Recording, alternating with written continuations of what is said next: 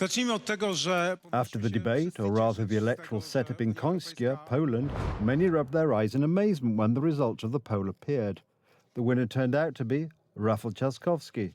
However, another poll, which was also conducted after the aforementioned debate, turned out to be devastating for the Civic Platform candidate, whose lead over Karol Nawrocki had shrunk to 8 percentage points. I ja bym się tam specjalnie sondażami nie przejmował. I wouldn't worry about the polls. Perhaps some trends expressed in a number of polls have some meaning.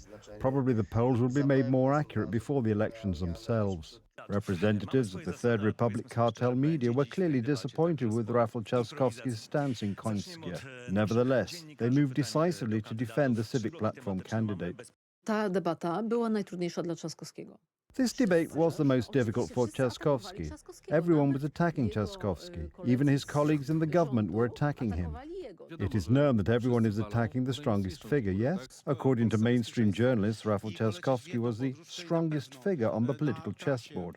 Although, looking at the course of the debate, he was closer to a pawn who entered the wrong space and then regretted his earlier moves. That is, everyone generally bashed Trzaskowski, even the coalition partners, that is, Szymon Hołownia and Magdalena Beat. TVN24 put Rafał Trzaskowski in the position of a victim of the last debate in Końskie. Well, I guess it's no surprise that he suffered the consequences of his brilliant strategy. It certainly wasn't an easy day. Rafał Trzaskowski was comforted by those who can always find words of encouragement, even in the most difficult moments. Trzaskowski musiał wziąć na siebie. Trzaskowski had to take a lot of punches because he is the number one first in the polls, and it is known that the number one candidate is the most attacked. Secondly, he is the most prominent activist of the ruling camp. The media cartel of the Third Republic has found an explanation for his bad disposition. The fault apparently lies with the other candidates, who took part earlier in the debate organized by TV Republika in the market square in Końskie. Może byli też rozgrzani, to znaczy. On the other hand, they were also warmed up. That is, 1 hour of such exchange of opinions made them come in a little better, and Rafał Trzaskowski was just not warmed up. Another presidential candidate, Krzysztof Jakub Stanowski, strongly disagrees with this assessment of the situation. Not warmed up, people can even hear each other. I got up Friday at the crack of dawn, had a long court hearing during which I mangled for almost 2 hours. As I stood in a hurry, even without any warm jacket, I set off for Końskie, which I had not planned at all that day. However, the words that were said on air by the illegal TVP in liquidation are questionable. Well, because who was supposed to threaten the candidate of the Civic Platform when suddenly the whole peloton of plankton, or third rate when it comes to polling results, is hammering away. It's difficult to understand how plankton would threaten a political whale. They want to resuscitate an image corpse and are convinced that their questionable credibility can help Trzaskowski in any way. The problem is that it's the media that needs help today, because on Friday they became part of the election staff and completely stripped themselves of credibility. Although that Rafał Trzaskowski doesn't seem to have won the debate, he has gained a dedicated rescue team. It's hard to say, however, whether this will have the desired effect. The number of victims of yesterday's Russian attack on the Ukrainian city of Sumy has risen to 34. Nearly 120 people were wounded. This is yet another shelling of civilians over the course of the last few days. Last week, a rocket fell on a playground, killing 9 children on the spot. The Kremlin has been committing similar crimes almost daily since the beginning of ceasefire negotiations. There is growing talk in Washington of a stark overhaul of strategy toward Moscow, whose actions contradict its declarations of readiness for a truce. This harrowing footage was released this afternoon by police in Sumy. Shortly after the attack, officers who were in the area were the first to rush to help.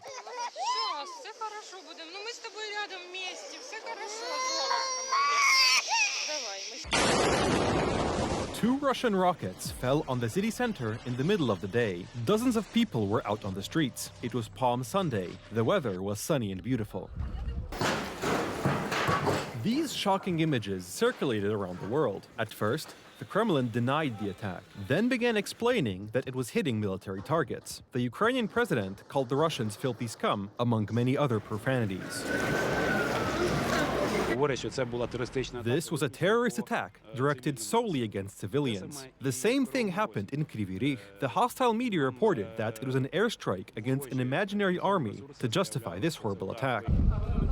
This was just one of a series of attacks against civilians in recent days. In Kryvyi Rih, the Russians targeted a restaurant right next to a playground with a ballistic missile. 20 people, including 9 children, were killed on the spot. Ukrainian soldiers were, allegedly, supposed to be having a meeting at the restaurant. However, no one in Moscow cares about such details as civilians, even children. This Friday marked exactly 1 month since Russia rejected the American proposal for a complete and unconditional ceasefire. They are not afraid. That's why they resort to using ballistic missiles. Every night, there are about 100 drone strikes, most of them Shaheds, which attack civilian areas in Ukrainian cities.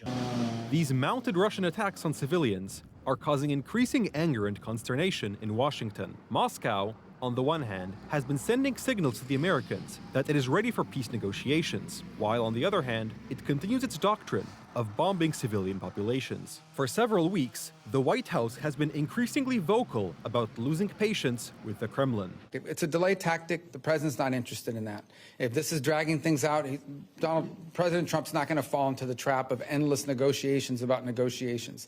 We won't know soon enough whether or not Russia's serious about peace. Washington was ready to negotiate and even to convince Kyiv to make concessions. However, it will not agree to being humiliated, and it will be increasingly difficult to justify respectful negotiations while the Russian side is sitting on a ceasefire proposition, all while carrying out these kinds of attacks. Andrzej Gwiazda, renowned anti-communist activist, turns 90 years old today. A legend in the Solidarity movement during the times of the People's Republic of Poland, co-founder of the Free Trades Unions of the Coast, a staunch enemy of the communists. He organized strikes, fought for Poland's independence and, with his posture, inspired others. Stać nas było na ten zajw. We could afford this uprising, and only great things can rouse people to action. Solidarity activist Andrzej Kołodziej met him almost half a century ago in the famous Gdansk shipyard. Andrzej był dla mnie wtedy. Andrzej was a sort of guru for me then, a mentor in this opposition activity. He was very concrete, precise, his formulations were very measured. People listened to him when he said there could be no consent to the dictatorial power of the communists, to censorship, to the arrests of any and all opposition. Although he himself was jailed many times, he never let himself be broken. The communists hated him because he was not afraid of them and knew well how to outwit them.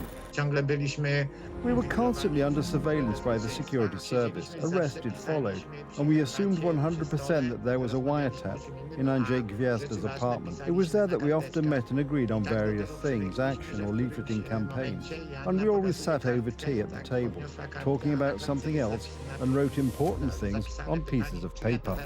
Andrzej Gwiazda participated in anti-communist protests as early as March 1968 and December 1970. He later worked with the Workers' Defense Committee and co-wrote the demands of the August Agreements. He vociferously criticized the Round Table, where the communist government negotiated with the leaders of the Solidarity movement about the end of socialism. He claimed that there could be no agreement on any deals with the communists. After 1989, when communism in Poland fell, a huge part of Solidarity activists sold out the ideals of Solidarity. He remained faithful to them, and that is why I value him so much. Without Andrzej and Joanna Gwiazda, there would be no Solidarity movement, and none of the hope it brought. They remained faithful to those ideals to this day. That is why they look with concern at what the current ruling coalition government has been doing in Poland. Attacks on journalists, on freedom of speech, arrests of opposition politicians bring back the worst memories from Poland's communist days. Tusk is an enemy of Poland and will work with any enemy of Poland and make an alliance. His policy is essentially hostile to the Polish state. Well, and the domination of Germany is also the domination of Russia.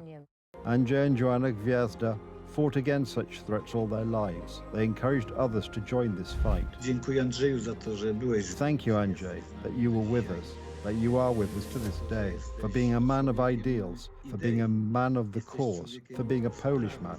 We thank you very, very much. Andrzej Gwiazda believed then, and still believes today, that the beautiful ideas of solidarity will ultimately prevail.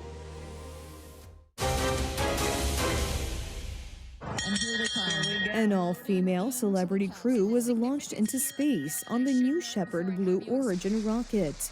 Billionaire Jeff Bezos, most known for founding Amazon, is also the founder of his private space technology company, Blue Origin.